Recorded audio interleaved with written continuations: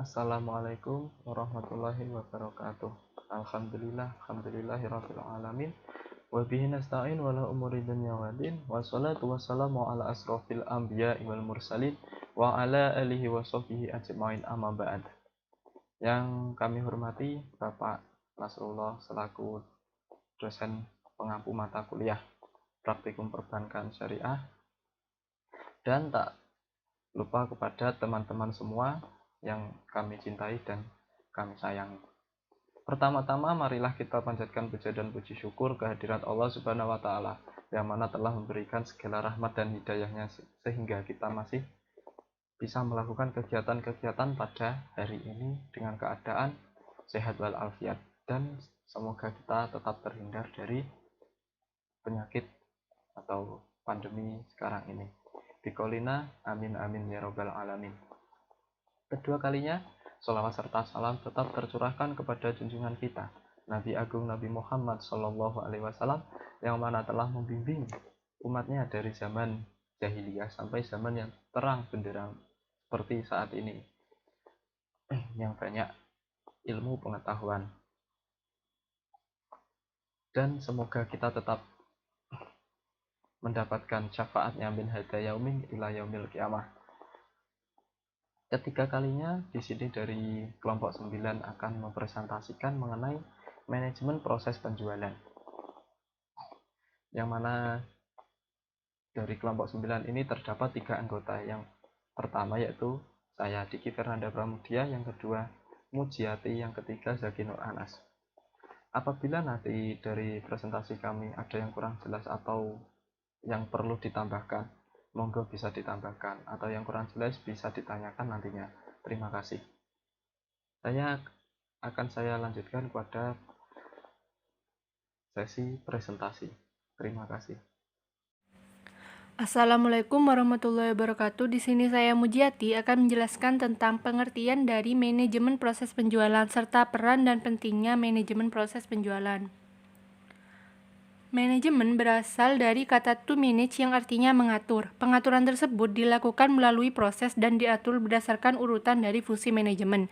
Atau secara umum, manajemen diartikan sebagai suatu proses yang meliputi kegiatan-kegiatan yang dilakukan untuk mencapai tujuan tertentu yang telah ditetapkan sebelumnya.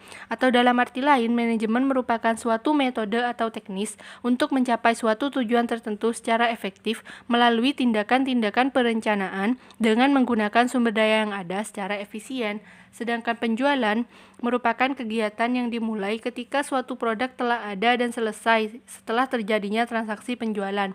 Atau dalam arti lain, penjualan ialah ilmu yang mempengaruhi seseorang agar bersedia membeli barang atau jasa yang ditawarkan. Jadi dapat disimpulkan di sini bahwa proses manajemen penjualan ialah perencanaan, pelaksanaan, dan pengendalian program-program pemasaran yang dirancang untuk mencapai tujuan penjualan perusahaan. Peran dari manajemen proses penjualan ialah mengadministrasikan fungsi penjualan tatap muka dalam suatu marketing. Nah, peranan administrasi ini meliputi peranan manajemen dan pengendalian program-program penjualan.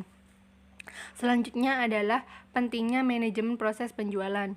Terdapat beberapa alasan yang mendorong diperlukannya mempelajari manajemen penjualan, yaitu yang pertama adalah semua organisasi membutuhkan manajemen penjualan. Yang kedua adalah kelemahan dalam bidang penjualan yang mempunyai dampak langsung akan dirasakan oleh suatu organisasi atau perusahaan. Yang ketiga adalah terdapat banyak peluang karir yang diperoleh oleh tenaga kerja perusahaan dalam bidang penjualan. Dan yang terakhir adalah setiap orang dan organisasi pada prinsipnya adalah penjual. Bahkan Basu Swasta dan Irawan dalam bukunya mengemukakan bahwa suatu perusahaan mempunyai 3 tujuan dalam penjualan, yaitu untuk mendapatkan laba tertentu, untuk mencapai volume tertentu, dan untuk menunjang pertumbuhan perusahaan. Nah, usaha-usaha untuk mencapai kegiatan di atas itu tidak sepenuhnya dilakukan oleh para tenaga kerja penjualan, akan tetapi dalam hal ini perlu adanya kerjasama dari dari berbagai pihak, yang diantaranya seperti bagian produksi, bagian keuangan, bagian personalia yang menyediakan tenaga kerja, bagian promosi, dan sebagainya. Namun semua ini juga tetap menjadi tanggung jawab dari pimpinan, dan pimpinanlah yang harus mengukur seberapa besar kesuksesan atau kegagalan yang dihadapi oleh suatu perusahaan. Oleh karena itu, pimpinan harus mengkoordinir semua fungsi dengan baik, termasuk fungsi penjualan. Selain itu, pimpinan harus memperhatikan beberapa faktor untuk menunjang keberhasilan dan kesuksesan dari usahanya, yaitu yang pertama adalah modal yang diperlukan, yang kedua adalah kemampuan menggunakan cara promosi yang tepat, dan yang ketiga adalah kemampuan memilih penyalur yang tepat, dan yang keempat adalah kemampuan merencanakan dan membuat faktor, dan yang terakhir ialah kemampuan menentukan tingkat harga yang tepat. Jadi dalam suatu usaha itu harus dipikirkan matang-matang manajemen proses penjualannya agar usaha yang dilakukan oleh suatu perusahaan tersebut itu dapat mencapai tujuannya, yaitu mencapai kesuksesan. Itu saja yang bisa saya sampaikan. Selanjutnya akan disampaikan oleh teman saya. Wallahul muwaffiq ila aqwamit thoriq. Wassalamualaikum warahmatullahi wabarakatuh. Baik, di sini saya akan melanjutkan presentasi dari kelompok 9, yaitu mengenai jenis-jenis penjualan. Bahwasanya secara umum jenis-jenis penjualan ini ada 6 secara umum, yaitu penjualan tunai, penjualan kredit, penjualan tender, penjualan ekspor, penjualan konsinyasi, penjualan grosir. Yang mana penjualan tunai ini yaitu penjualan yang dilaksanakan secara tunai, yang pembayarannya yang dibayar oleh pembeli tersebut secara cash dan selesai dalam waktu 1 kali transaksi saat itu juga. Seperti saat kita di pasar, kita membeli suatu sayur, kita membeli langsung kita bayar dan setelah itu selesai transaksi. Yang kedua yaitu penjualan kredit, yang mana jenis penjualan ini pembayarannya dilakukan dengan cicilan dalam rentan waktu tertentu. Seperti kita membeli mobil dengan harga sekian dan kita tidak sanggup membayar dalam waktu tertentu dalam jumlah tersebut, maka kita melakukan cicilan. Yang ketiga yaitu penjualan tender, yang mana penjualan tender ini dilakukan melalui proses tender, atau yang bisa disebut tender itu adalah gadai. Untuk mendapatkan tender, prosedur dari tender tersebut harus diikuti. Ketentuannya dibuat sesuai dengan kebutuhan antara pembeli dan penjual, biasanya dalam pegadaian. Yang keempat yaitu penjualan ekspor, yang dilakukan oleh pembelinya itu dari luar negeri. Bisa terjadi pada bisnis yang sudah besar. Biasa terjadi pada bisnis yang sudah besar. Karena kalau bisnis tersebut sudah besar, maka mudah untuk mendapatkan pembeli dari luar negeri. Yang kelima yaitu penjualan konsinyasi, yang mana jenis penjualan ini biasanya melewati pihak ketiga, yang mana sebelumnya sampai ke pembeli terlebih dahulu, atau yang biasa kita sebut itu reseller, yang mana kita sebagai reseller menyalurkan penjualan tersebut. Jadi tidak langsung antara pembeli dan penjual, jadi ada perantara dari pihak ketiga yang menjualkannya. Yang keenam yaitu penjualan grosir.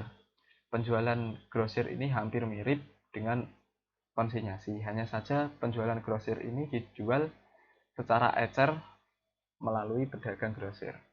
Jadi intinya konsinyasi dan grosir ini hampir sama, namun biasanya kalau konsinyasi ini bisa grosir, bisa ecer. Namun kalau grosir ini secara grosir oleh pedagang grosir. Untuk yang selanjutnya yaitu jenis-jenis penjualan menurut Murti Sumarni dalam bukunya yaitu Bauran Pemasaran dan Loyalitas Pelanggan Penjualan. Penjualan itu dijabarkan menurut Murti Sumarni yaitu ada dua, yaitu penjualan langsung dan penjualan tidak langsung. Penjualan langsung yaitu proses membantu dan membujuk satu atau lebih calon konsumen untuk membeli barang atau jasa yang bertindak sesuai ide tertentu dengan menggunakan komunikasi tatap muka. Jadi, penjualan langsung ini penjualan yang dilaksanakan secara langsung, tidak melalui media apapun, yang dilaksanakan secara tatap muka seperti kita membeli di pasar-pasar sederhana kayak gitu. Sebagai contohnya, itu kita membeli suatu sayur, suatu bumbu, suatu apapun itu secara langsung. Jadi kita membeli, kita bayar, dan selesai pada saat itu juga. Penjualan tidak langsung yaitu bentuk promosi gagasan barang atau dan jasa dengan menggunakan media tertentu seperti surat kabar, majalah, televisi, radio, dan lain-lain. Jadi penjualan tidak langsung ini penjualannya itu tidak langsung, tidak secara tatap muka langsung, yang melalui online seperti kita membeli lewat media WhatsApp, media BBM, media Facebook, media surat kabar, media majalah, dan lain-lain. Yang selanjutnya yaitu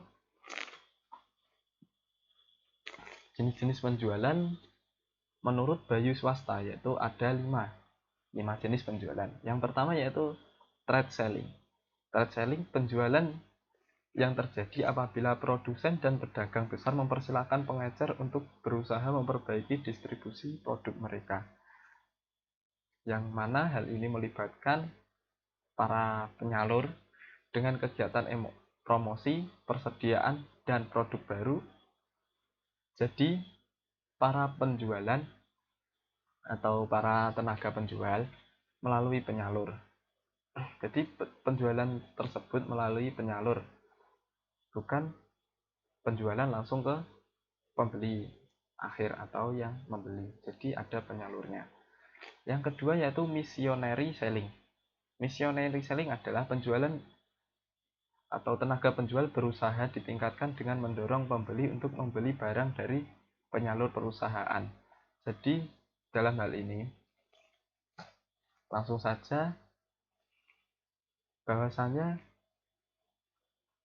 tenaga penjual tersebut mendorong kepada seseorang atau lebih pembeli untuk membeli produk yang ditawarkan dari sales atau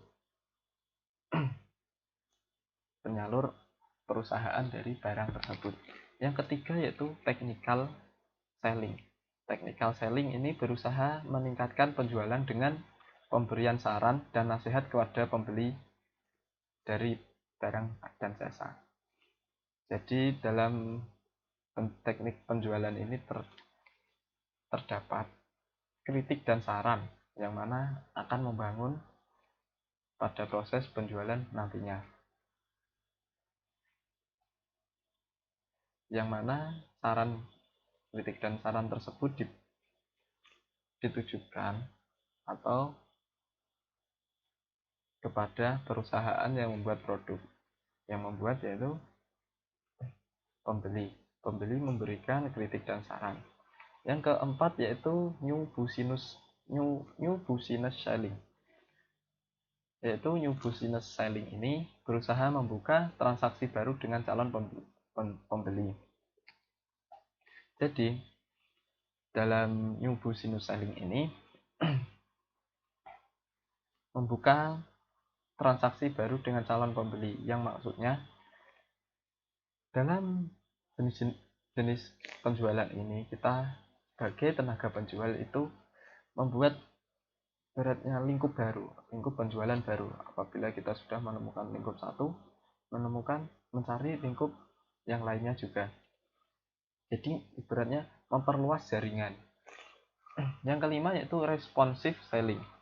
Setiap tenaga penjual diharapkan memberikan reaksi terhadap permintaan pembeli. Jenis penjualan ini tidak akan menciptakan penjualan yang besar, namun terjalin hubungan pelanggan yang baik dan menjurus pada pembelian ulang.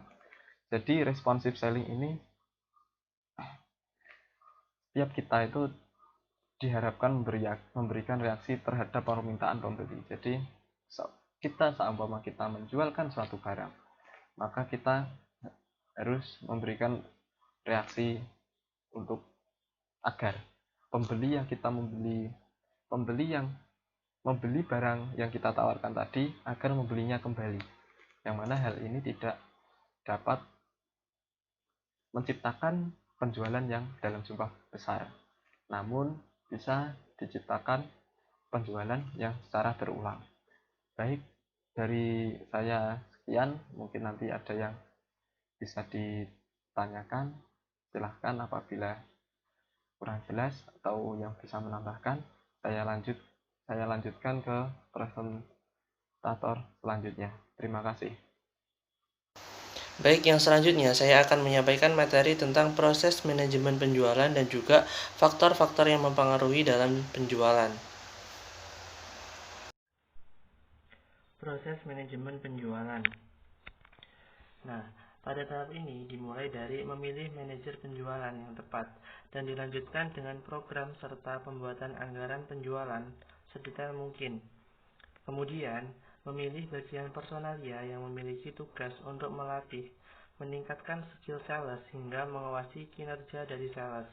Kemudian, evaluasi dan membandingkan antara rencana, prediksi, dan anggaran penjualan dengan data transaksi atau hasil penjualan. Agar tahapan penjualan berjalan dengan lancar, maka terdapat tahapan-tahapan yang harus dilakukan. Yang pertama yaitu persiapan. Pada tahap ini harus mengetahui terlebih dahulu, atau penjual harus mengetahui terlebih dahulu dan memahami semua hal yang terdapat dalam produk yang akan ditawarkan nantinya kepada konsumen, seperti profit produk, pasar produk, teknik penjualan, dan persaingan. Tahapan yang kedua, penentuan pembeli potensial. Penentuan pembeli yang potensial ini dilakukan dengan cara memeriksa daftar penjualan terdahulu dan yang terkini. Kemudian, menyusun daftar calon pelanggan potensial berdasarkan produk yang telah ditawarkan. Tahap yang ketiga yaitu pendekatan. Penjual harus mengetahui barang yang pernah dibeli oleh konsumen atau barang yang pernah digunakan oleh konsumen tersebut. Nah, kemudian penjual juga harus menanyakan keluhannya apa dan juga respon dari barang tersebut itu apa saja. Dengan informasi tersebut, penjual maka dapat menyimpulkan barang apa yang dibutuhkan oleh konsumen tersebut. Yang keempat yaitu pelaksanaan. Nah, pada tahap ini penjual itu harus menarik atau mencuri perhatian dari konsumen tersebut dengan meyakinkan atau dengan menawarkan atau dengan juga mempromosikan barang yang dimilikinya kepada konsumen, bahwasanya produk yang dimilikinya itu barang yang dibutuhkan oleh konsumen tersebut. Dan yang terakhir yaitu pelayanan purna jual. Pelayanan purna jual ini dilakukan untuk menarik empati dari konsumen. Dengan seperti contohnya, kita mengadakan gratis ongkir, terus juga mengadakan garansi, dan lain sebagainya. Yang selanjutnya, faktor-faktor yang mempengaruhi penjualan.